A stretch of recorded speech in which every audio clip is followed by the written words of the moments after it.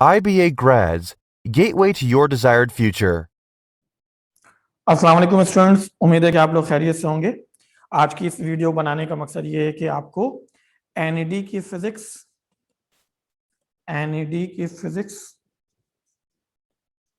की प्रिपरेशन और first year and second year physics की प्रिपरेशन में डिफरेंस बताना है।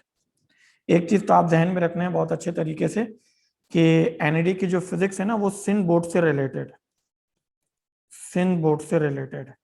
अच्छा, अब सिन बोर्ड में अगर आप देखें ना, तो सिन बोर्ड के जितने भी टॉपिक हैं फर्स्ट ईयर सेकेंड ईयर के, वो एनडी में आते हैं। आमतौर पर उसी से रिलेटेड सवाल बनते हैं। बाज़ों का तो ऐसा भी होता है कि बुक से ही एज इट इज सवाल आ जाते हैं, उसकी स्टेटमेंट या उसकी डेफिनेशन यूनिट वगैरह भी पूछा जा सकता है। ठीक है भाई, तो सबसे पहले हम एनईडी के लिए क्या कर लेते हैं भाई, इसके पेपर पैटर्न पे बात कर लेते हैं। देखो, एनईडी के पेपर पैटर्न पे अगर मैं आप लोगों से बात करूं ना, तो आपके पास सबसे पहले क्या है भाई कि टोटल एमसीक्यूज एनईडी अलाउ करता है आपको 100 एमसीक्यूज, जिसमें फिजिक्स के 25, मैथ 25, केमिस्ट्री 25 और इंग्लिश भी 25 होते हैं। इक्वली वेटेज होते हैं, सबका कोई मसला नहीं होगा सब्जेक्ट के लिहाज से अगर देखा जाए। हाँ, अगर मैं सिर्फ फिजिक्स पे ही स्पेसिफाई करूं और इस पे बात कर लूं ना, तो 25 सवाल है आपके पास, टोटल 20 चैप्टर्स हैं। तो ओवरऑल अगर सिर्फ मैं किसी पर्टिकुलर टॉपिक के ऊपर चले जाऊं ना, तो बहुत मुश्किल हो जाएगा आपके लिए, क्योंकि पेपर में किसी भी सब्जेक्ट का वेटेज जितना कम होगा उसके लिए चॉइसेस भी उतनी कम हो जाती हैं। तो तमाम चैप्टर आपको तकरीबन इक्वली पढ़ने होंगे। अब उसके साथ साथ इसमें कैलकुलेटर अलाउ होता है आपके लिए। आपने करना ये होता है कि एक थ्योरेटिकल सवाल आते हैं, इसमें न्यूमेरिकल भी पूछे जाते हैं आमतौर पर, ठीक है, और एक कंसेप्चुअल क्वेश्चन। 3 तरीके के सवाल बन सकते हैं। अच्छा, अब अगर देखा जाए तो इस थ्योरी में तुम्हारे पास क्या है भाई, तो थ्योरी में तो जैसे भी मैं पहले आपको बता रहा था वीडियो के स्टार्ट में, स्टेटमेंट, डेफिनेशन, यूनिट, फॉर्मूला वगैरह, और बाजों का डायमेंशन भी पूछा जा सकता है। न्यूमेरिकल के लिए शॉर्ट ट्रिक्स होना चाहिए, लेकिन ध्यान में रखोगे कि इसमें आपके पास कैलकुलेटर अलाउ होता है। तो जब कैलकुलेटर अलाउ होता है तो कैलकुलेटर आप इस्तेमाल कर सकते हैं। तो उस कैलकुलेटर के इस्तेमाल करने से ये फायदा आपके पास हो सकता है कि कैलकुलेशन में थोड़ी सी जल्दी हो जाए, कैलकुलेटर आसान हो जाए। और दूसरा अगर आप देखोगे तो आपके पास आएगा कंसेप्चुअल सवाल। इसमें कुछ सवालात ऐसे जरूर होंगे, जैसे 5 से 7 सवाल ऐसे होते हैं, 5 to 7 क्वेश्चन, जिसमें आपको क्रिटिकल थिंकिंग से इसको सवाल को सॉल्व करना होता है। ठीक है, अब अगर मैं तुमसे बात कर लूं इसके सवालात से कहां कहां से टॉपिक है, तो वो टॉपिक आपके पास सिर्फ होगा कहां से भाई, सिन बोर्ड से। एनईडी सिन बोर्ड्स के ही टॉपिक्स को रिलेट कराती है।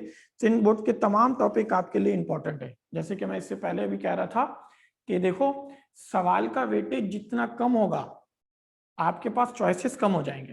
तो टोटल 20 चैप्टर में से 25 क्वेश्चन उन्होंने बनाने हैं। तो ओवरऑल अगर देखा जाए ना, तो तकरीबन चैप्टर से मिक्स क्वेश्चन बनते हैं इसमें। ठीक है, अच्छा, अब इसके बाद तुम्हारे पास सवाल कैसे आते हैं, कैसे डिफर करते हैं, तो देखो एक सवाल यहाँ पर लेकर आया भी आपके लिए। देखो इस सवाल में क्या बोल रहा है, the magnitude of resultant vector of the vectors 2i + 2j - k and j + 7k is. अब देखो ध्यान में रखो कि तुम्हें कैलकुलेट क्या करना है भाई, मैग्नीट्यूड कैलकुलेट करना है। तो मैग्नीट्यूड ऑफ रिजल्टेंट, अब इनका रिजल्टेंट तो 2 वेक्टर है। सपोज कर लो ये वेक्टर ए है, और सपोज कर लो ये वाला वेक्टर तुम्हारे पास बी है। इनको पहले ऐड कर लेते हैं, क्योंकि इसका मैग्नीट्यूड मुझे निकालना है। तो ऐड करने के लिए क्या होगा भाई, सिंपल, आई को आई के फैक्टर के साथ ऐड करोगे तो ए में आई है, बी में नहीं है। तो ए प्लस बी में अगर तुम नोट करो तो ये आ जाएगा 2i। जे वाले फैक्टर को देखोगे तो 2j है, और यहाँ पर j, तो ये ऐड होकर 3j बन जाएगा। और -k और प्लस का 7k, ये प्लस का 6k बन जाएगा।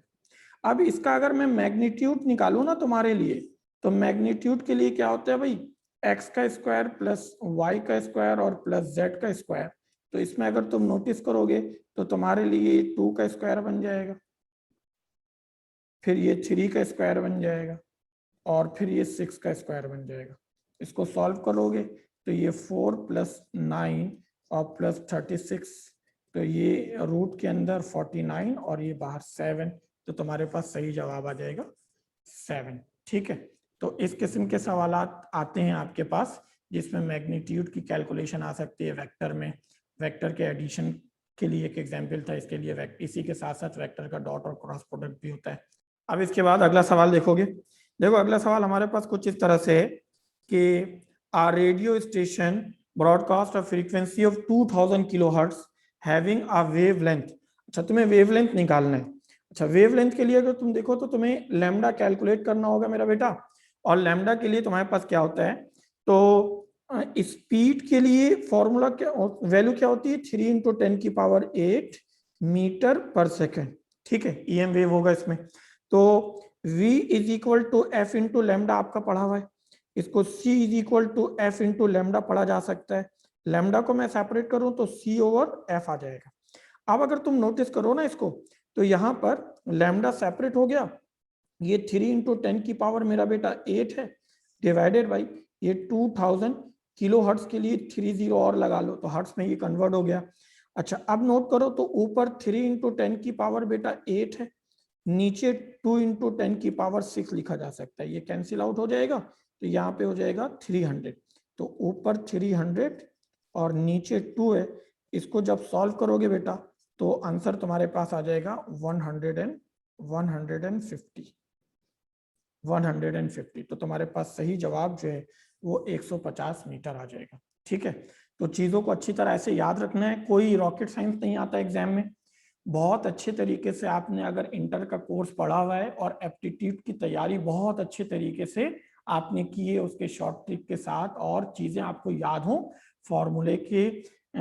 फॉर्मूले के एप्लीकेशन के साथ, जो कि आमतौर पर एप्टीट्यूड में आके बच्चों को बहुत अच्छी तरह क्लियर हो जाता है। तो वो अगर आपके पास बहुत अच्छी तरह है, उसमें आपका ग्रिप बहुत अच्छा है, स्टेटमेंट्स आपको याद हैं, और उसके साथ साथ फॉर्मूला और यूनिट आपको याद है, बाद का डायमेंशन भी पूछा जा सकता है अगर याद है, तो फिर इंटर में और एप्टीट्यूड टेस्ट की फिजिक्स में फिर आपको कोई मसला नहीं होगा। लेकिन एप्टीट्यूड टेस्ट जब आप तैयारी कर रहे होंगे तो उसमें इन सब चीज़ों का बहुत ख्याल रखना पड़ता है, क्योंकि रिड्यूस सिलेबस से बच्चे पढ़े में पिछले 2 साल से इस साल जो टेस्ट देंगे 2021 में, तो आप कोशिश करें कि एप्टीट्यूड में जो टीचर आपको बहुत अच्छी तरह पढ़ा रहा है उसको बहुत अच्छे तरीके से घर पे आके अलग से उसका टाइम स्केड्यूल बनाकर उसको प्रैक्टिस करें, और जितनी अच्छी तरह आप प्रैक्टिस करेंगे आपके लिए उसको अप्लाई करना आसान हो जाएगा सवाल में। ठीक है, जज़ाकल्लाह।